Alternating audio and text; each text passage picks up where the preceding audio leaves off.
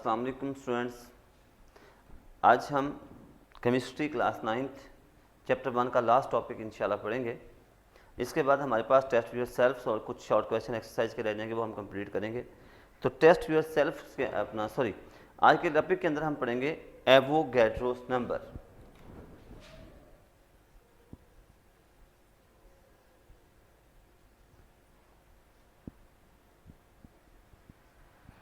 याद रखिएगा स्टूडेंट्स कि ये जो टॉपिक है ये हम 9th क्लास के लेवल तक स्टडी करेंगे, इसको हम प्रूव करने की पोजीशन में नहीं जाएंगे। तो व्हाट इज एवोगैड्रो नंबर? बहुत सिंपल सी डेफिनेशन है और एक्चुअली ये एक शॉर्ट क्वेश्चन है। कहते हैं Avogadro number is the collection of, definition है बेटा इसकी, it is the collection of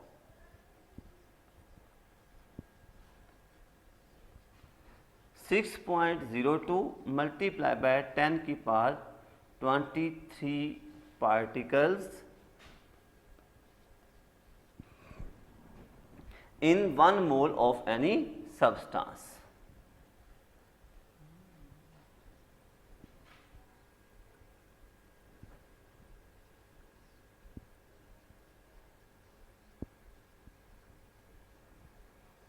यानी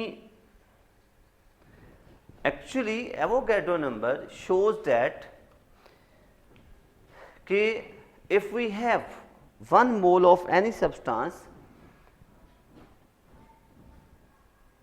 that amount of the substance contain 6.02 multiplied by 10 की power 23 number of the particles, and it is represented by symbol N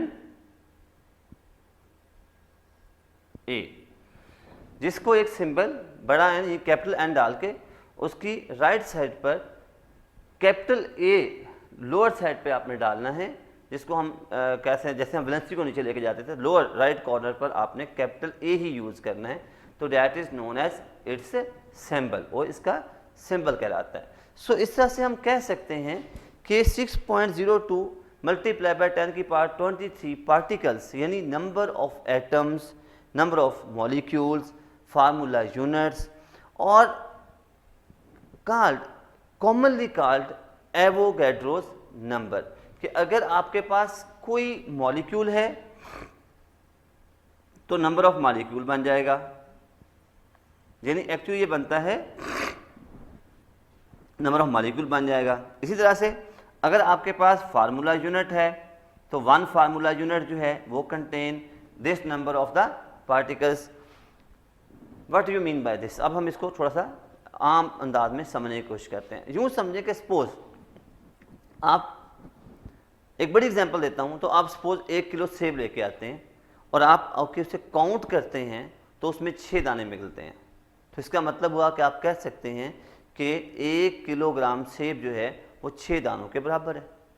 इसी तरह से अगर आप चीनी लेके आते हैं और सपोज आप चीनी लेके आते हैं 1 मोल, जो कि हमने कैलकुलेशन में पढ़ा, यहाँ की भी थी कि 1 मोल जो शुगर था डैट इज इक्वल टू कितना था ये 342 ग्राम। अब अगर आप 1 ग्राम चीनी लेके आते हैं तो आपका ये लॉ कहता है कि अगर आप उसके पार्टिकल्स, यानी उसके एटम, उसके अंदर proton, neutron, electron, each and everything, आप उसके तमाम ज़रात को गिन लें तो that is equal to 6.02 multiply by 10 की पावर 23। तो ये आपका इस नंबर के बराबर इसका आंसर आ जाएगा।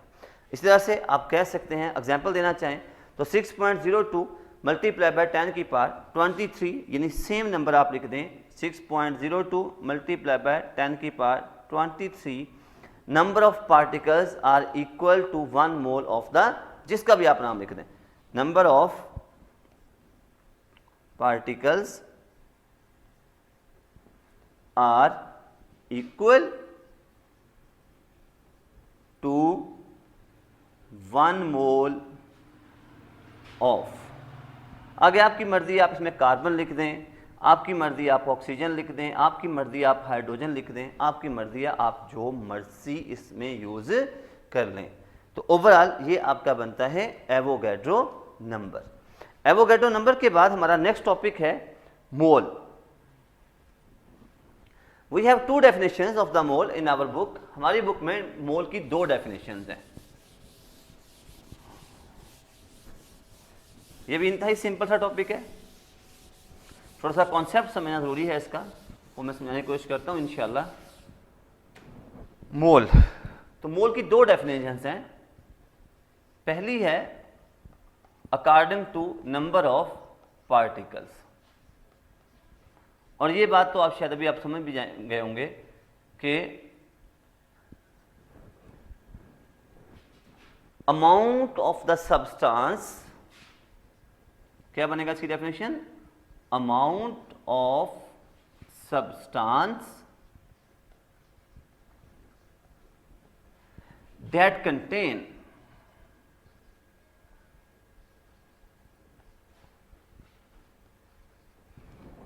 (6.02) multiply by 10 की पावर 23 नंबर ऑफ पार्टिकल्स। यानी पहली डेफिनेशन जो आपकी नंबर ऑफ पार्टिकल्स पे बेस करती है, जिसको आप पार्टिकल बेस कह सकते हैं, नंबर बेस कह सकते हैं, जिसको आप क्वांटिटेटिव कह सकते हैं। तो क्वांटिटी में अगर आप काउंट करें इसके नंबर्स को, तो किसी भी चीज़ का एक मोल जो है वो अगर उसके अंदर पार्टिकल्स की बेस पे बात की जाए तो डेट कंटेन 6.02 मल्टीप्लाई बाय 10 की पावर 23 नंबर ऑफ पार्टिकल्स। अब इसकी ज़रूरत क्यों पड़ती है, मोल की हमें ज़रूरत क्यों पड़ती है? असल में देखिए, दुनिया के अंदर हर चीज़ को परचेज करने के लिए डिफरेंट यूनिट्स हैं। फॉर एग्जांपल, आपने मैथ परचेज करना है तो आप किलोग्राम को स्टैंडर्ड यूनिट लेते हैं। आपने सपोज कोई लिक्विड परचेज करना है तो आप लीटर का यूनिट यूज़ करते हैं। आपने कपड़ा परचेज करना है, आप मीटर का यूनिट यूज़ करते हैं। इसी तरह से आपको फिज़िक्स के अंदर आपने पढ़ा कि 7 आपकी बेस क्वांटिटीज़ हैं, और उन 7 की जो हैं वो 7 यूनिट्स जो हैं वो आपके पास हैं, और उसके बाद जो बाकी यूनिट्स हैं वो वहाँ से ड्राइव होते हैं। तो ड्राइव हो या जिस तरह के, अब जो भी यूनिट्स हम यूज़ करते हैं, तो इसी तरह से चूँकि जनरली जो है हम AMU का यूनिट आम तौर पर आम लेबॉर्ट्रीज में भी इस्तेमाल नहीं हो सकता, क्योंकि ये बहुत ज़्यादा सेंसिटिव होता है और इसके इंस्ट्रूमेंट हमारे पास अवेलेबल नहीं होते। तो उसके लिए एक बड़ा यूनिट बनाया गया जिसको नाम दिया गया मोल का। अब मोल के अंदर दो किस्म के जो जनरल डेफिनेशंस जो हमने चेक की थी, ये टॉपिक भी हम ऑलरेडी एक जगह पे स्टडी कर चुके हैं, ग्राम एटॉमिक मास। जैसा कि हमने जब मैंने फार्मूला मैथ्स कैलकुलेशन सिखाई थी तो वहाँ मैंने आपको gram atomic mass, gram formula mass, gram molecular mass का भी डिफरेंस सिखाया था। सिर्फ ये है कि कैलकुलेशन का मेथड सेम है।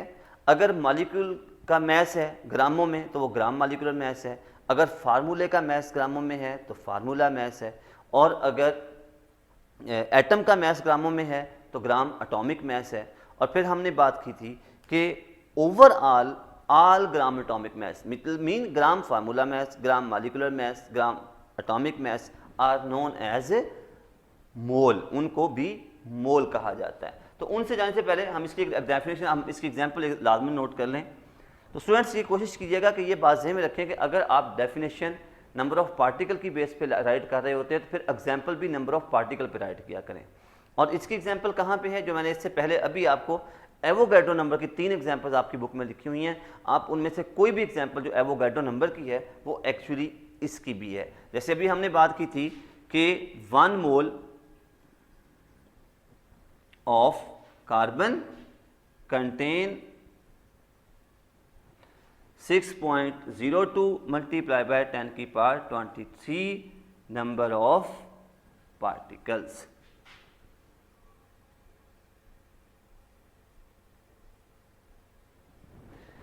कि 1 मोल जो है कार्बन का उसमें इतने नंबर ऑफ पार्टिकल्स होते हैं। तो पहला पॉइंट आपका पूरा हो गया। नेक्स्ट एक्सप्लेनेशन के अंदर मैंने आपको पूरी बात समझा दी कि हमें इसकी ज़रूरत क्यों पड़ती है, और ये पैराग्राफ आप इससे नीचे वाली डेफिनेशन में, ये पूरा पैराग्राफ जो मैंने आपको formula mass, gram atomic mass, gram molecular mass का बताया, वो पूरा पैराग्राफ इंशाल्लाह चंद एक लफ्ज़ों के साथ इससे अगले पॉइंट पे मौजूद है।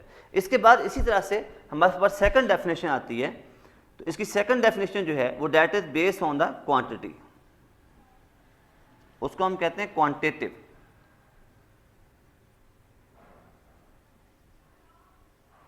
क्वांटिटेटिव डेफिनेशन कहते हैं, क्वांटिटेटिव डेफिनेशन शोज या says that gram atomic mass, तीन चीजें उसके अंदर आपके पास आ गई, ग्राम एटॉमिक मास, ग्राम फार्मूला मास,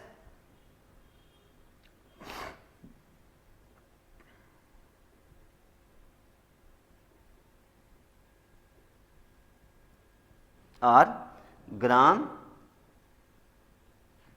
मॉलिक्यूलर मास।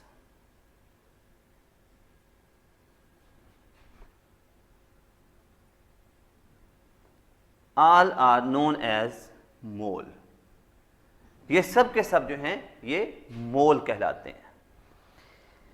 अब इसका मतलब क्या है? सपोज यूँ समझें कि मैं एक आपको या आपके जो टीचर्स हैं जो केमिस्ट्री के, या मैं हूँ या कोई और, अल्लाह ताला सबको ही इज्जत दे, तो आपसे कहते हैं कि 1 मोल सपोज आप सोडियम लेके आए जो कि एक आम मेटल है और मिल जाती है मार्केट से।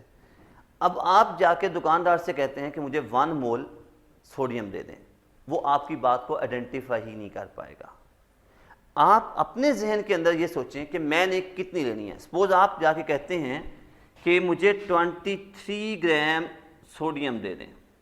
अब आपका जो आम दुकानदार है उसके लिए बहुत आसान है कि वो अपने फिजिकल बैलेंस जो उसके पास है या इलेक्ट्रॉनिक बैलेंस जो उसके पास है, वो उसकी मदद से 23 ग्राम सोडियम आपको जो है वो आराम से तोल के दे देता है। तो अब एक्चुअली जब आपने उससे 1 मोल सोडियम जो कि 23 ग्राम ली थी, तो उसने आपको 23 ग्राम सोडियम दिया, जबकि आपको पता है कि आपने 1 मोल सोडियम जो है वो परचेज किया है। इसी तरह सपोज आपके पास फार्मूला मास है, आपको आपके टीचर, आपके लेबोरेटरी कॉलीग्स, कल को आप बड़ी क्लासेस में लगा आपको कामयाब करें, तो आपके कॉलीग्स या आपके टीचर्स आपसे कहते हैं, या आपके जो सीनियर्स हैं वो आपसे कहते हैं कि 1 मोल सोडियम क्लोराइड लेके आए, तो आपको 1 मोल सोडियम क्लोराइड लेना है, तो आपको सोडियम क्लोराइड NaCl।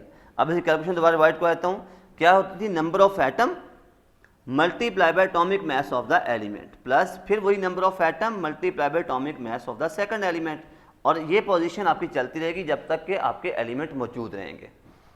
टोटल आपके पास हो गया बेटा 23 प्लस हो गया 35.5, तो आंसर आपका आ गया 58.5।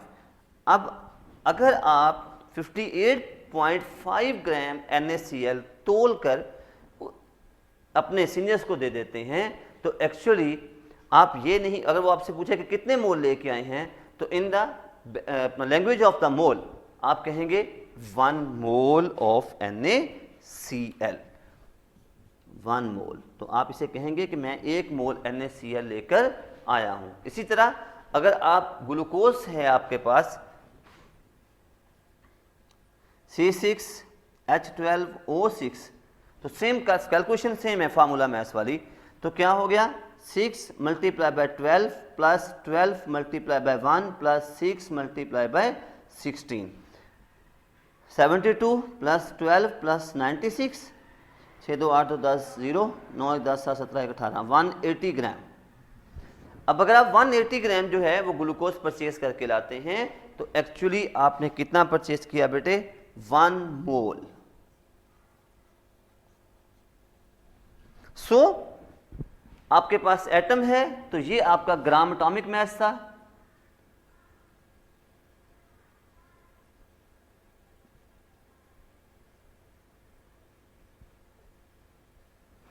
आपके पास ये है अपना फार्मूला यूनिट है, तो ये आपका कहला देगा ग्राम फार्मूला मास।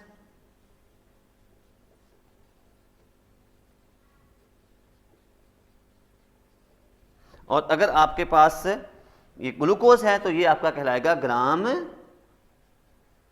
Molecular mass. और ओवरऑल ये सब क्या बन गए? मोल। सो मोल को दो तरह से 9th क्लास लेवल पे हम मोल को 2 तरह से डिफाइन कर देते हैं कि मोल amount of the substance which contain 6.02 multiplied by 10 की power 23 number of particle is equal to 1 मोल, जो कि हमने इससे पहले लिखी थी। और सेकंड डेफिनेशन हमने कहा कि सॉरी पहले लिखी हुई है, और सेकंड हमने कहा एग्जांपल में कि ग्राम एटॉमिक मास, ग्राम फार्मूला मास और gram molecular mass of any substance is known as a mole. So मैंने तीनों का आपको दोबारा कैलकुलेशन भी सिखा दी कि अगर आप 1 मोल सपोज सोडियम या कोई भी एलिमेंट लेना चाहते हैं तो जो उसका एटॉमिक मास है उसको आप ग्राम में तोल कर दे दें तो that is equal to 1 mole of that substance. इसी तरह अगर आपके पास कोई फार्मूला मास है तो कैलकुलेशन मेथड सेम है, number of atom multiply by atomic mass for the first element, फिर ऐसे ही प्लस का साइन देंगे बीच में, number of atom multiply by atomic mass for the second element, फिर ऐसे चलते जाएं और जब आपका एलिमेंट्स कंप्लीट हो जाएं तो आप इक्वल टू 0 करें, उसके बाद आप उसको प्लस कर दें तो आपका आंसर जो है वो निकल आता है, या इक्वल टू मॉलिक्यूलर मास कर दें। अब अगर आपने मॉलिक्यूलर फार्मूला मास का क्वेश्चन दिया है, ग्राम के अंदर सपोज आपने 1 मोल ऑफ NaCl परचेज किया है, बिल्कुल उस तरह से जिस तरह से अगर आपने सपोज ½ kg शुगर परचेज की है तो आप जब दुकानदार से हाफ शुगर परचेज कर दें ½ kg तो एक्चुअली वो आपको कितनी देता है 500 ग्राम, यानी हम इसे कह सकते हैं कि ½ kg इज इक्वल टू 500 ग्राम। तो बिल्कुल उसी तरह से बेटा अगर आप कहें कि 1 kg तो ये आपको कितनी देगा 1000 ग्राम, और इसी तरह से अगर आप कहें कि 1 मोल देना है तो डेट इज इक्वल टू, जिस तरह से ये एक स्टैंडर्ड है इस तरह ये एक स्टैंडर्ड है, सपोज 1 मोल ऑफ आप NaCl लेना चाहते हैं तो आप कितना लेंगे 58.5 ग्राम। यानी यहां पर आपके पास ये यूनिट फिक्स नहीं है बल्कि आपको जो गिवन फार्मूला है उसका मॉलिक्यूलर मास या फार्मूला मास कैलकुलेशन आनी चाहिए। जो ही आप उसकी फार्मूला मास या मास अपना मास कैलकुलेशन कर लेते हैं तो उतने ग्राम आप उससे परचेज कर लें, that is equal to 1 mole of that substance. तो स्टूडेंट्स अल्हम्दुलिल्लाह अब तक हमारा ये लेक्चर जो था ये कंप्लीट हो गया, और अब तक की अगर हम अपने लेक्चर को देखें तो हमने तकरीबन चैप्टर 1 जो है वो तमाम टॉपिक वाइज मुकम्मल कर लिया है। अगर पूरे चैप्टर के लेक्चर्स के अंदर किसी लेक्चर में आपको कोई प्रॉब्लम आ रही है तो आप मुझसे कमेंट बॉक्स में डिस्कस कर सकते हैं। कुछ जगहों पर साउंड प्रॉब्लम ज़रूर आई, लेकिन आहिस्ता आहिस्ता अल्हम्दुलिल्लाह मैं उसको भी काफ़ी हद तक कवर कर चुका हूँ। इसके बाद हमारा एक कुछ फार्मूले हैं हमारे जो इम्पोर्टेंट हैं और उनकी बेस पर हमने आगे इसी चैप्टर के अंदर न्यूमेरिकल्स करने हैं। तो 4 फार्मूले आमतौर पे हमारे पास आते हैं जिनको हम यूज़ करते हैं। तो पहला हमारे पास ये फार्मूले आप काइंडली बुक में ज़रूर निशान लगा लीजिएगा, फार्मूलेस या फार्मूला। पहला है number of moles is equal to, given भी कह सकते हैं और नॉन भी कह सकते हैं, नॉन मास भी कह सकते हैं और गिवन मास भी कह सकते हैं, of substance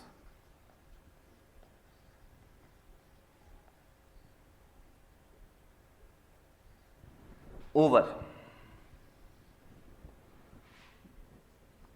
molar mass of substance. कि आपको अगर किसी चीज़ का मास दिया गया हो और आप उससे नंबर ऑफ मोल कैलकुलेट करना चाहें तो आपके पास मेथड ये है कि आप जो मास आपको दिया गया है नॉन मास वो लिख लें और उसको डिवाइड कर दें उसके मोलर मास पर, तो आपका नंबर ऑफ मोल जो है वो कैलकुलेट हो जाएगा। सपोज मैं छोटी सी एग्जांपल देता हूं कि यू हैव NaCl 100 ग्राम, ठीक है, नंबर ऑफ मोल कैलकुलेट कीजिए, जबकि आपको पता है कि इसका मोलर मास जो है दैट इज इक्वल टू 58.5 ग्राम। ये आपको खुद पता करता है और आप इसको कैलकुलेट भी कर सकते हैं जैसे हमने पहले किया। तो आप इसको क्या करेंगे, सिर्फ इतना लिखेंगे कि 100 ग्राम आपका गिवन मास है और ओवर कर देंगे आप मोलर मास को 58.5 ग्राम पर, तो ये आपका जो भी आंसर इसका आ जाए, ये कि 1 पॉइंट समथिंग आएगा, तो जो भी आपका आंसर आ जाए that is equal two moles of the NaCl इन 100 ग्राम। तो 100 ग्राम NaCl के अंदर इतने मोल होते हैं, एक ये कैलकुलेशन आपके सामने आ जाएगी। याद रखिएगा मोल ही का एक दूसरा फार्मूला है कि अगर आपके पास गिवन मैथ नहीं दिया हुआ, बाद का एक और तरीके दिया जाता है कि मैथ नहीं देते बल्कि आपको नंबर ऑफ मॉलिक्यूल या नंबर ऑफ एटम या नंबर ऑफ पार्टिकल्स दे देते हैं, तो फिर क्या करना है, तो नंबर ऑफ पार्टिकल्स डिवाइडेड आप कर दें एवोगैड्रोस नंबर पर। तो अगर आपको कोई भी पार्टिकल दिए गए हैं तो आप उसको एवोगैड्रो नंबर पर डिवाइड कर दें, तो आपका आंसर जो है वो भी इक्वल टू मोल होता है। सपोज कर लें, इसी की बात कर लें कि आपके पास NaCl के, मैं जस्ट एग्जांपल देता हूँ, 6.09 मल्टीप्लाई बाय 10 की पावर चलें 45 कर देते हैं। 45 पार्टिकल्स हैं, बताइए इसमें मोल कितने हैं। तो आप क्या करेंगे, इसको Na मतलब 6.02 मल्टीप्लाई बाय 10 की पावर 23 पर डिवाइड कर दें, जो आपका आंसर आएगा that is equal to mole of that substance. ये आपके मोल आ जाएंगे। इसके बाद जो हमारे पास आता है कैलकुलेशन में दैट इज मोल दे दिए जाते हैं, तो फिर आपको कहा जाता है कि मैस इन ग्राम्स कैलकुलेट कीजिए। हाउ मच, आमतौर पर इसके लफ्ज इस्तेमाल होता है हाउ मच। अब इसका फार्मूला क्या है, मैस इन ग्राम्स का है बेटा number of moles multiplied by molar mess. कि अगर आपके पास किसी चीज के आपने मैस कैलकुलेशन करनी है कि कितना मैस उस फार्मूले के अंदर या उस जगह पे वो इस्तेमाल हुआ है, तो आप क्या करें, आप पहले उसके number of mass moles calculate कर लीजिए, और जब नंबर ऑफ मोल कैलकुलेट हो जाएं तो आप उसका मोलर मैस कैलकुलेशन जो है वो शो कर दें। तो मैस इन ग्राम जो है that is equal to number of moles multiply by molar mass. Suppose करें कि आपके पास 1 मोल है NaCl का, और आप बताएं कि आपको कितना मैस जो है सपोज एक रिएक्शन में यूज हो रहा है। तो बड़ा आसान सा मेथड है कि 1 मल्टीप्लाई बाय दैट सब्सटेंस आप कर दें, तो ये आपका आंसर जो है वो 1 पॉइंट समथिंग आ जाएगा।